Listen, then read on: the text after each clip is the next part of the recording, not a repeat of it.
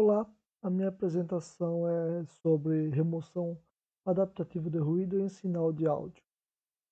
Sou aluno do curso de Engenharia Elétrica, disciplina de Processamento Digital de Sinais. Sou aluno José Antônio e o meu professor é o Felipe Via. Esta apresentação teve como base o artigo realizado para o Congresso Norte e Nordeste de Pesquisa e Inovação de Palmas, Tocantins, realizado em 2012. Atualmente existem diversas técnicas para o tratamento de sinal de áudio para a remoção de ruídos, principalmente em sinal de voz.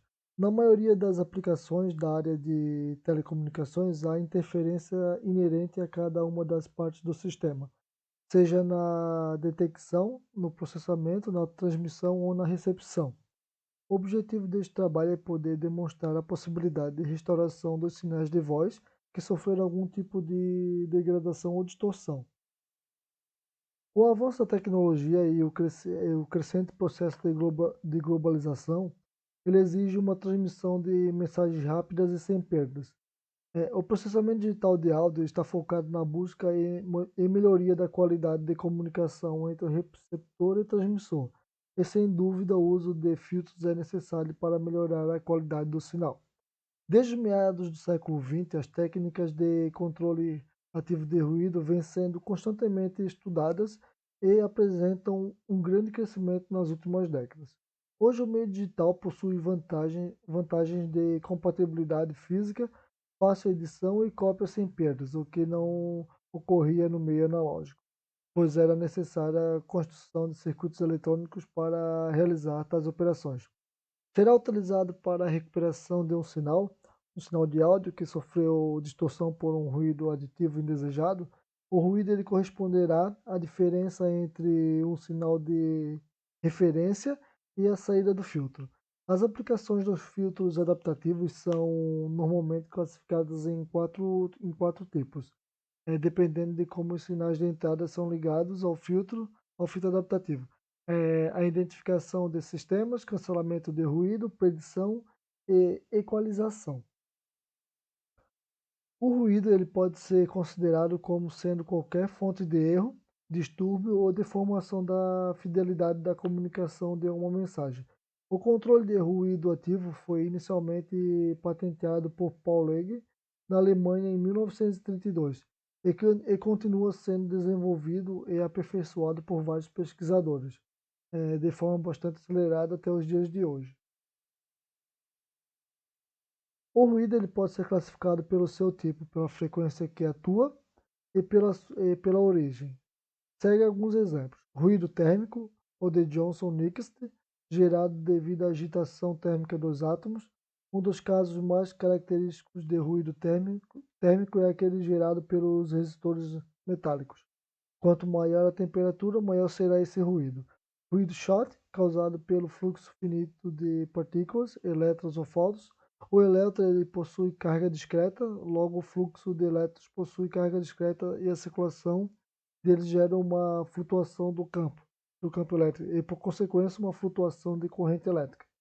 Ruído rosa ou flicker ocorre em quase todos os dispositivos eletrônicos e para uma frequência F constante, sua potência cai cerca de 3 decibéis por oitava. Para frequências altas o suficiente, esse ruído ele nunca é o dominante, devido à atenuação da sua potência.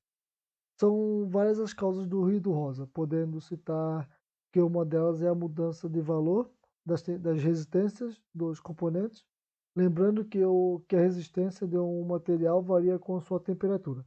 Ruído branco, por definição, aquele que tem a sua potência distribuída uniformemente no espectro de frequência. O nome do ruído branco advém da analogia com o espectro eletromagnético da faixa de luz. A luz branca ela contém todas as frequências do espectro visível. O sinal é uma função que transmite informação sobre o fenômeno físico.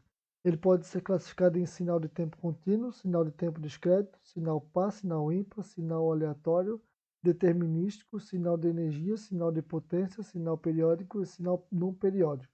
Porém, apenas duas são importantes para a formulação desse artigo: a representação do sinal no domínio do tempo e representação do sinal no domínio da frequência. Um sinal é mudado por uma função x de t, na qual t representa o tempo e x de t ele representa a amplitude no instante de tempo t. Podemos representar x de t por um valor que pode ser real ou complexo. Um sinal de áudio ele pode ser decomposto por várias senoides. Os sinais eles comumente são considerados como relação às suas características, tanto no domínio do tempo quanto no domínio da frequência. E temos a representação do sinal no domínio do tempo e este sinal no domínio da frequência. O sinal de áudio ele é um sinal na banda base, único canal que utiliza a largura de banda total disponível, que carrega as informações do som. Normalmente está dimensionado à voz dos seres humanos, que está entre os 20 e os 20 mil Hz. Um sinal de áudio pode se caracterizar unicamente por sua dinâmica ou por sua composição. Assim, por exemplo, um sinal representa a voz humana, sinal vocal, não costuma ter informação relevante, para além dos 10 Hz. E, de fato, em telefonia fixa só toma os primeiros 3,8 kHz. Sempre que existem transformações lineares e invariantes de um determinado sinal, pode-se falar em convolução, ou seja, um sinal ao passar por um dispositivo qualquer vai certamente sofrer uma transformação que chamamos de convolução. De maneira mais simples, se pode dizer que a convolução consiste em combinar dois sinais para formar um terceiro sinal. As técnicas mais recentes de cancelamento de ruído têm por base filtragem adaptativa. Um sistema adaptativo é aquele cuja estrutura é alterável ou ajustável, de tal forma que seu comportamento melhore de acordo com algum critério desejado, por meio da exposição ao ambiente na qual ele está inserido, tendo como principal característica o seu desempenho autoajustável. A filtragem adaptativa se dá por uma operação matemática linear a um sinal de entrada. No projeto usado como base foi utilizado um arquivo de áudio .ev como sinal de entrada. Os filtros são dispositivos seletores de frequência utilizados para eliminar frequências não desejadas de um sinal de entrada ou para selecionar uma frequência de um sinal. Existem diversos tipos de filtros, com aplicações e características bastante diferenciadas. Dentre eles destacam-se o filtro passa-baixa, responsável por filtrar as frequências que estão acima da frequência de corte determinada, filtro passa-alta, com o princípio de funcionalidade oposto ao passa-baixa, filtro que está abaixo da frequência de corte, filtro passa-faixa, permite a passagem das frequências de uma determinada faixa e rejeita a faixa, as frequências fora da faixa desejada. E filtro rejeita a faixa, atenua as faixas de frequências que estão em uma faixa determinada pelo filtro. A partir do gráfico, observa-se que a linha vermelha representa o filtro passa-baixa, a azul o filtro passa-alta e a linha verde ela simula o filtro rejeita-faixa, que está ali entre 1 kHz e 3 kHz. O filtro rejeita-faixa é complemento do filtro passa-alta e o passa-baixa.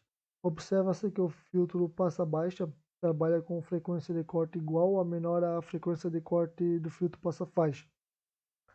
Comportamento similar tem o filtro passa-alta, visto que a frequência de corte do mesmo é a maior frequência de corte do filtro passa-faixa. O filtro passa-faixa pode ser usado também como filtro rejeita-faixa. Tratando-se da transmissão de um sinal, o receptor ele estima o sinal recebido, se ele está de acordo, dentro de um conjunto possível.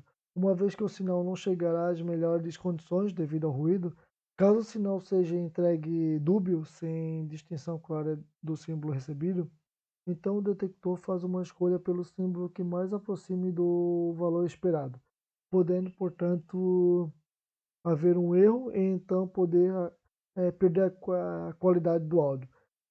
É conhecido que o MATLAB ele possui funções pré-definidas em seu ambiente